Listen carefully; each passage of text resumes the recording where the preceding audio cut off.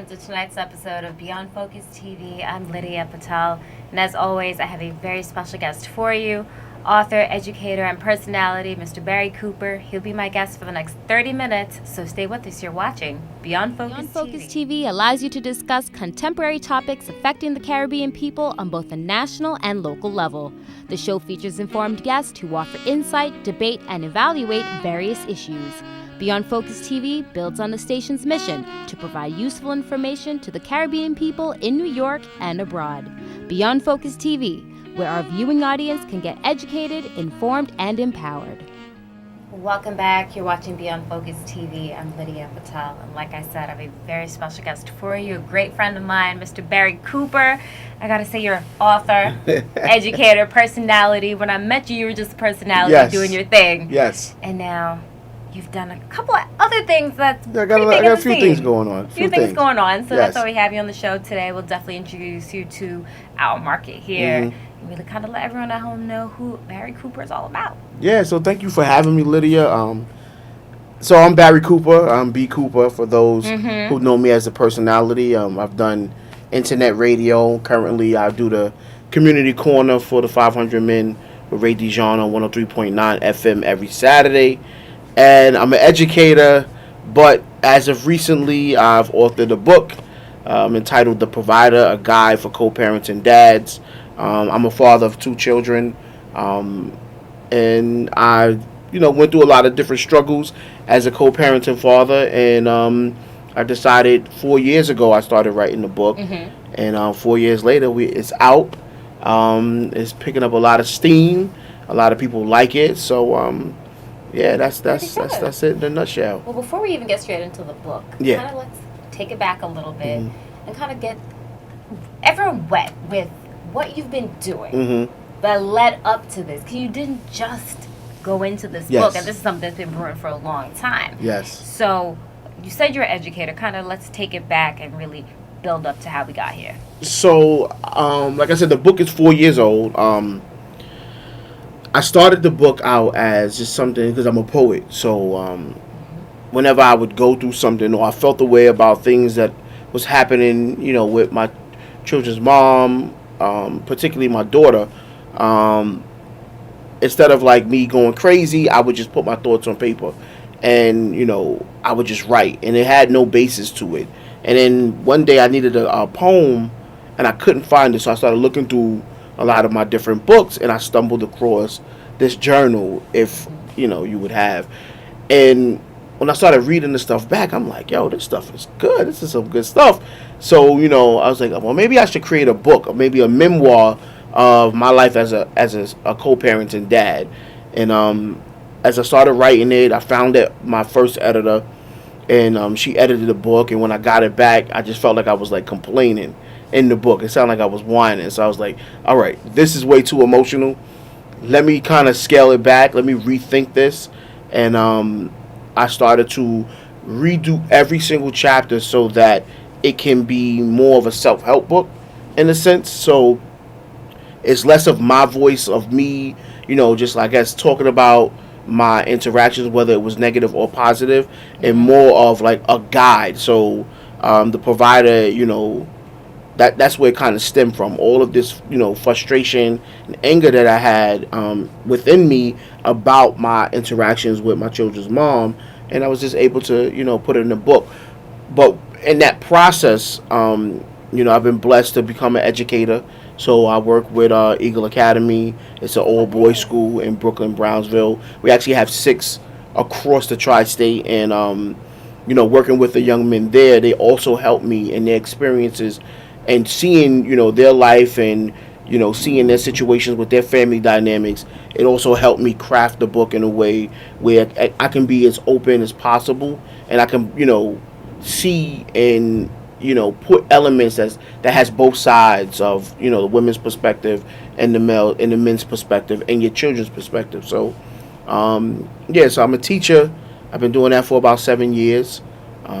I love it. I love working with young people, in particular young men. I help them, understand who they are. And, with that, I'm a personality. I hate talking about myself like this. It's okay. So I do radio and things like that. So all of those things and all of those abilities that I have brought me to this space that we're in now. And now I just added one notch to the belt. Here we are, and that's it. And it's really, really nice to actually see I call it the progression, really. Yeah, definitely. You definitely went from, I think you were always a personality. Yeah. So, to me, I would always know you as that first. Yeah. Even though you were simultaneously an educator at the same time. But I think those are important steps before adding author. Like, it really needed to happen in that order. Yeah, and it was calculated, in how I do it. Like, I love marketing. So I knew that the book was going to come. And so I didn't want to just put the book out and people not know me. So over the course of the time that I've been working on the book, I built myself in as an educator. And then I got into, doing the personality stuff and, doing radio. And I'm just like, okay, this is the platform that I'm going to draw everybody in, along with, like, doing poetry.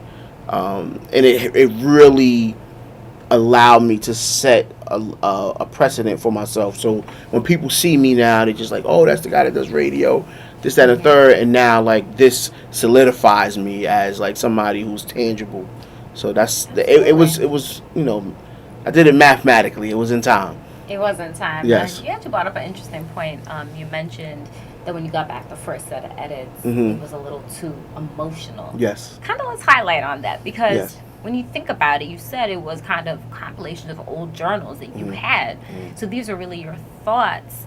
How did you feel away when you actually got the edits back? Because some people can't take criticism well, and it hurts to sometimes, you have one vision, you could think it's great, and your editor can come back and basically have you revamp the whole thing. Yeah. Well, I think it was more me than her. She actually, she liked her work. For what she did, it was really good. But the provider, this book is a reflection of myself also. So there's a lot of elements in the book that are true stories that I went through. And when I first did it, it was more true stories than I felt like it should be. And I never want to come across, or I never want to put a piece of work out where it's like almost bashing a certain individual or a certain group, because I feel like in relationships and communication is key, and it takes two people to destroy anything, right? Like, so if it causes for interactions, everybody plays a part in how that outcome comes. So when I was reading the book back, I was just like, all right, this is too one-sided, and I'm never that person. I don't want to ever put any piece of work out, or even if I'm doing, having a conversation about anything, I always like to see both sides of the coin. So I think it's very important as how we grow. So I was like, when I read it, I was just like, okay, I'm not happy with myself, with what I said and the things that I was, putting in the book, or I had in the book at the time. And I'm like, this is unfair. So I kind of like put myself in my daughter's mother's shoes at the time.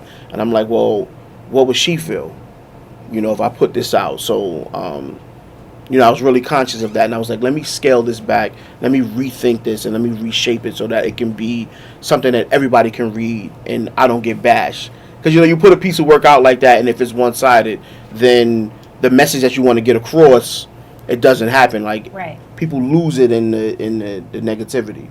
And it can get lost, which is a very valid point. Yeah. But we'll take a quick break, and when we come back, I want to go into some of that. Definitely. We'll kind of get a little juicy in the next segment, all right? So keep it right here. You're watching Beyond Focus TV. Stay with us.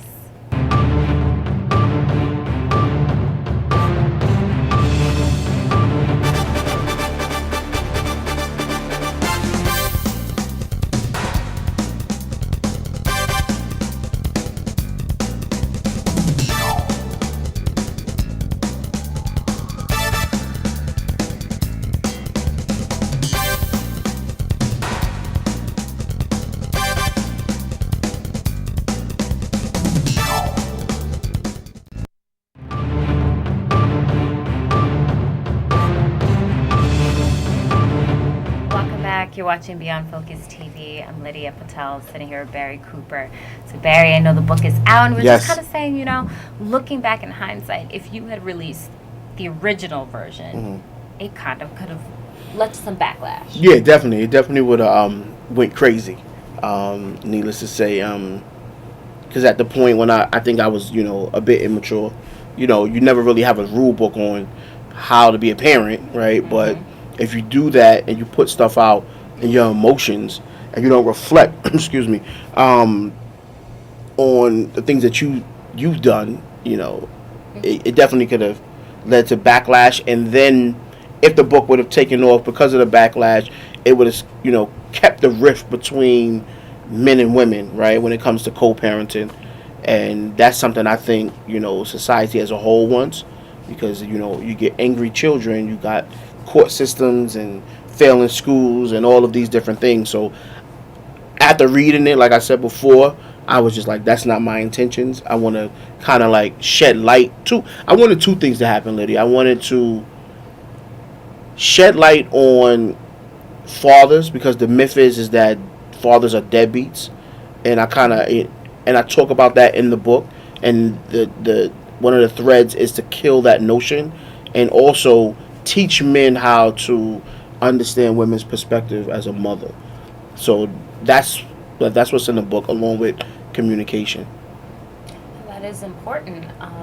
So interesting topic. Now that the book is out, I'm just very sure she's aware that the book is out. Yes.